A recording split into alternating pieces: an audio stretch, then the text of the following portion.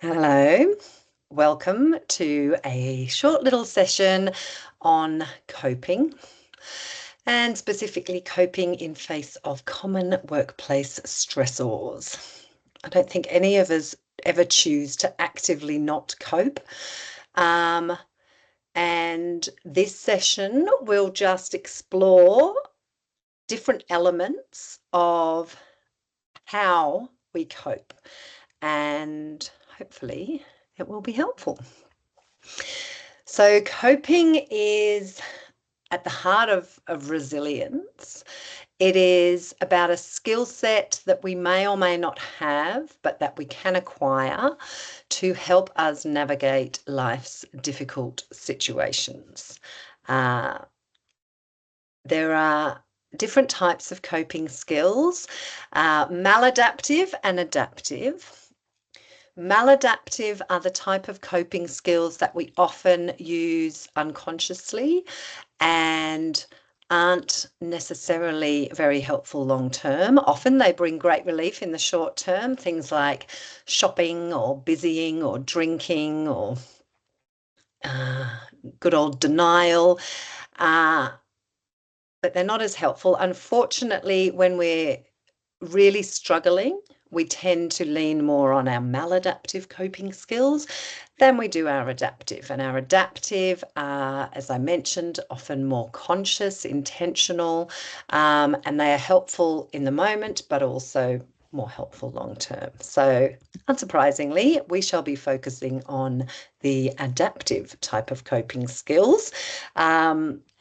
When we're able to cope with a situation, we're able to feel more hope. We all know how hopeless it feels when we are overwhelmed, when we're not coping. Hope is essential in giving us autonomy, and it's essential in giving us a sort of a way through and a way out of a situation. So let's sort of break it down. There are 3 different types of coping skills that we'll be talking about and exploring. Often we might be stronger in one area than the other. Let's see, as we go through, maybe just reflect on your own skills in this space. So emotion-focused coping is about being aware of the emotions that we are feeling in any given situation, and being able to support what those emotions need. So being able to regulate our emotions, being able to feel our emotions, often in our body, being able to accept that we feel a certain way rather than shaming ourselves for how we feel. If we feel jealous, for example, then being able to name it to ourselves, maybe to others, but yeah, I'm feeling jealous. I wish I didn't, but I am. And sometimes just naming our emotions is all we actually need. But as humans, we go to great lengths avoiding acknowledging our emotions if they're not happy or great or feeling #blessed. So usually it's our more uncomfortable emotions that we need help supporting. And when we're not coping, we are usually experiencing lots of difficult emotions. So how you process, how you cope, how you feel your way through with your emotions is a personal experience, and what works for some might not work for others. But on the screen are examples of different strategies and skills that we can start to practice and develop. The big one I've already mentioned of naming it is actually bigger than you'd think. Being able to have a safe place, whether that's just internally with yourself through journaling or thinking about, or artwork, creative expression, however it is that you express your emotions, being able to do it with yourself, or having at least one other person that is a safe person for you to be truly honest with how you feel about a situation is really helpful.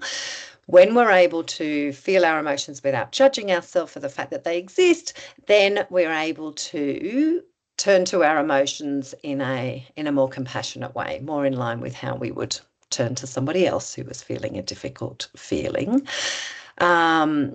Sometimes meditation or mindfulness or grounding activities, walking on the grass, breathing all the way down to the soles of your feet, are things that can be helpful to be able to hold the discomfort that difficult emotions bring.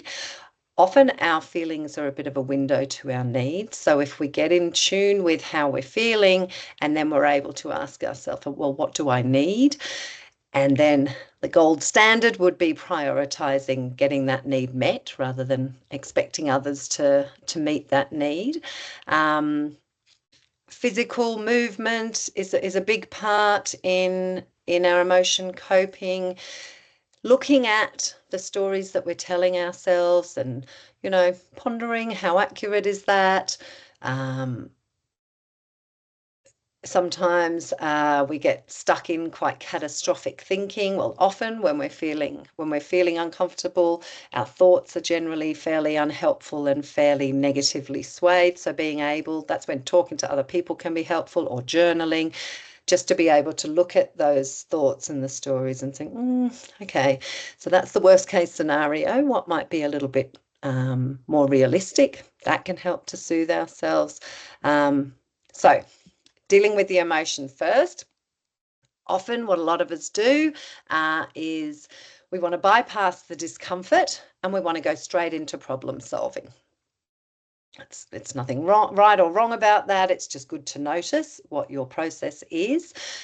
But they're very different type of skills. So problem-focused coping is when we are moving into, okay, what can I actually do about this situation? So it's more of an action taking. First and most important is to really break down exactly what the problem is. Like, what is it about this situation that is really distressing? Maybe it's conflict with a team member. So what exactly is happening?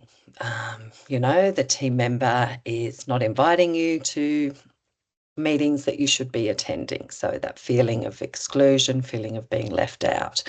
How long has this been going on? Is it a pattern? Is it definitely happening? Is gathering information in a workplace really important, that we don't start gossiping and recruiting in order to gather information. It's trying to be quite fact-based, which again is why sometimes talking it through with someone else is really helpful, because when we're in a situation, our perception is obviously slanted towards the problem. Once we've got the facts, we're in a better position to start being able to think about, okay, well, what are my options? When we start to do that, start to focus on what we can control, then we start to feel a little bit more autonomy, which helps with our confidence. And then we're able to go, okay, well, I could speak directly with this person, but I have tried that before and it didn't work. A pro is that maybe this time it will work, and that'll be me, doing what I'd like to be doing.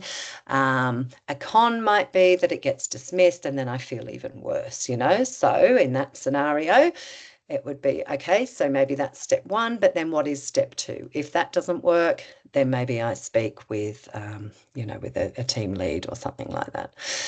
So making the plan, but breaking it down into small steps, really important. Small steps are much easier to take, and once we start taking them, we get a bit of momentum.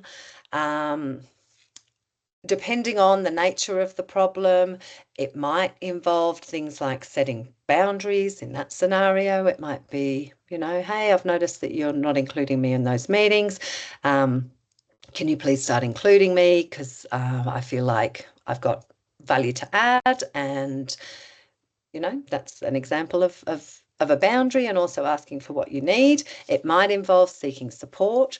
Maybe this scenario has been going on for a long time and you've actually tried all of the things and you have raised it and nothing's changing, and you really want to stay in the job. So moving on isn't an option, but maybe seeking support is. Maybe acknowledging, okay, this is a really difficult relationship for all of these reasons, but I'm choosing to stay, so therefore I'm going to need to get some support to go through this. So that's also, you're not fixing the situation, but you're taking control of what you can do and what you need. Really important when we're in the sort of the solving of the problem or the taking action phase, that we're able to reflect, revisit, is this still working? Do I need to change tack? So we've done emotion focus, problem focus. Now meaning focus is sometimes harder, especially when we are in the middle of something. Often it's easier to enhance our meaning focus coping when we're reflecting back. And that's, we can learn an awful lot by reflecting back on a situation. Sometimes we might be able to access some of the meaning focus coping in a situation, but we don't want to fake it. The meaning focus coping is all about that bigger picture stuff. It's about somehow finding the good in a bad situation, or about being aware of, okay, well, this is awful, and what could I be learning?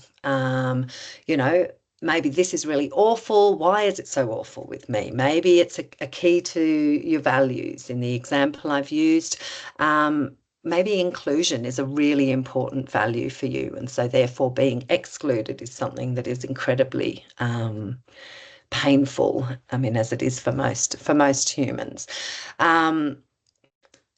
So just even connecting with your values and being really sort of solid in that can be an example of meaning focus. Sometimes, what we might learn from a situation, or how,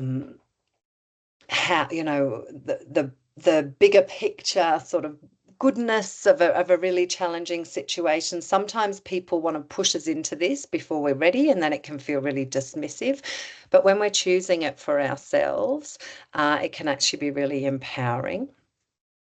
Often when we go through really big struggles, that's when we consciously or unconsciously get a lot of comfort from leaning back into something bigger than ourselves. So this could be religion, if you have a religion. It could be connection with nature. It could be connection with family, of sort of really going, okay, what's really important here? This is taking up so much of my time and emotional energy. Do I want to put it into this? No, I want to put it into something that's much more important to me, for example.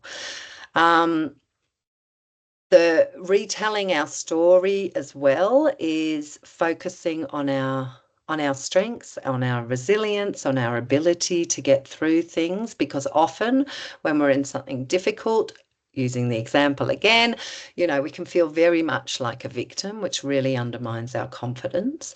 And even if we are a victim of a situation, it's important to acknowledge that, and to then not choose to stay sort of in that space, and that often requires support. Something that can be a really helpful way through adversity, and why so many people who go through really hard things end up as therapists or, in helping type roles, is because it's a really great way of making really challenging, difficult things meaningful. And because we know that adversity does grow us, especially if we get support through it and we come through at the other end, it grows our empathy, it grows our spiritual beliefs, it grows our ability to have really healthy sort of perspective taking of, in 5 years' time, am I still going to be worried about this, that sort of thing, which leads on to the legacy that you want to leave, the contribution to your workplace or to society or whatever. Something that we rage against a lot is acceptance, especially in the face of adversity. And understandably, we don't want to accept that something is the way it is. But all of the energy that we take in resisting accepting the way things are takes a lot from us. And so getting to a place of acceptance, and that does not mean accepting, oh, well, this person's just going to treat me terribly. That's just the way it is. But it means accepting that, right, this person is treating me unfairly and it's having a big impact on me. And that is fact, that is how it is. But then choosing sort of, what do I want to do about this? What do I want to learn from this? What do I want, how could this experience help or shape me or others? So that's the meaning focused stuff. So all are important. It's important that we don't sort of bypass emotion and problem and just go, oh, well, I'll be learning from this. It's important that we don't just get stuck in the emotion. It's important that we don't just keep mobilizing to act if it's something that our actions aren't actually going to change.